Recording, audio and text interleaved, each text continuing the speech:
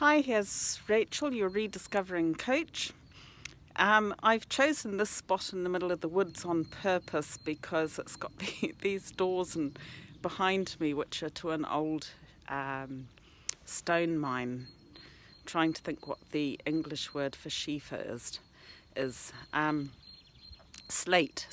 They used to dig slate out of there. Anyway, and it made me think about this morning. I was a little bit annoyed because somebody didn't meet me as they'd promised to do for a meeting. And so I was feeling a little bit in the victim status and sort of blaming other things. And then I thought, well, I don't know what's happened. Anything could have happened. It's really, I can't change things. That's the way it is. And instead of blaming other people, I'd be better to just get on and do some work. And that got me to thinking about, what are you blaming other people for? We all get into this thing where we blame other people. It's easy. It's really easy. It just makes sense to blame other people. But at the end of the day, we're just being victims. Hence the doors behind me. So we're just trying the victimhood, victim status, whatever you want to call it.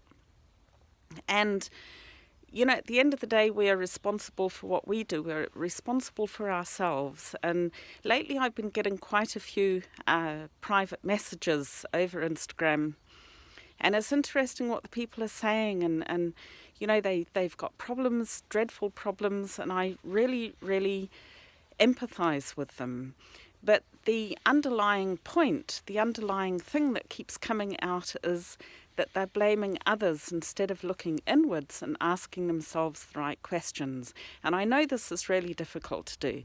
It is extremely difficult to do, especially if you're in the habit of just thinking other people are at fault.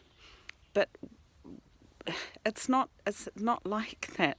I mean, if somebody pulls in front of you, and if you're driving the car and they shouldn't have done, then they're at fault. That makes sense. But your reaction, how you react to that, is your responsibility. So if you're getting all upset and waving your fist around and that sort of thing, then the other person can't hear you and they're probably not even interested. So all you're doing is getting yourself into a tiz-was for nothing. And the same goes for blaming others for your own problems.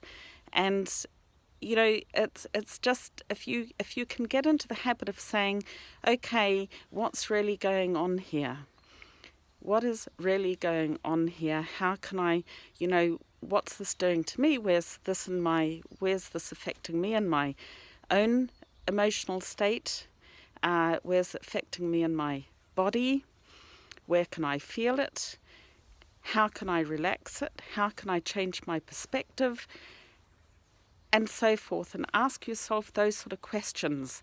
And then you'll come to the conclusion, rightly, that actually it's nobody else's fault. It's just your belief system. And there's where you have to start working, is on your own belief system. Chuck away some of those old beliefs that we got as children. I'm going to have to swap arms because my arm is a bit tired and just too much fasting. And so, just think about what you can do about it, how you can take responsibility for your reactions, and that other people don't really, very few people are actually at fault. If you really think about it, there's few occasions where you can actually honestly blame somebody else. You have to look at your own reactions. That's it for today. We'll see you soon. Here's Rachel saying goodbye.